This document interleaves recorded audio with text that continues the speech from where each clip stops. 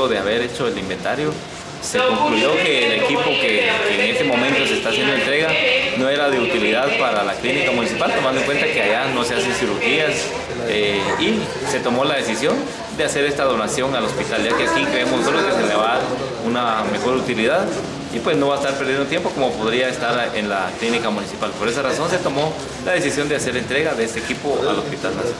Muy importante que se apoya no solo al hospital, sino que a todo el departamento en este equipo.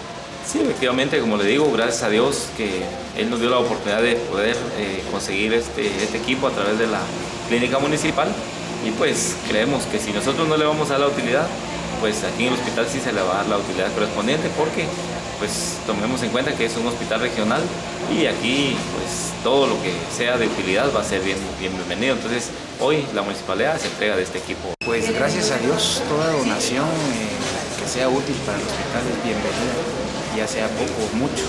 Aquí se le va a dar la utilidad necesaria, ya que nos ayuda de alguna manera al hospital.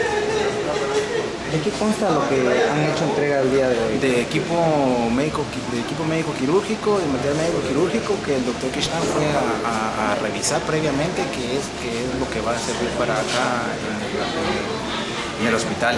Tenemos también aquí como por ejemplo unas hieleras que también va a venir para el banco de sangre, etcétera, otras cositas que van a servir para sala de operaciones.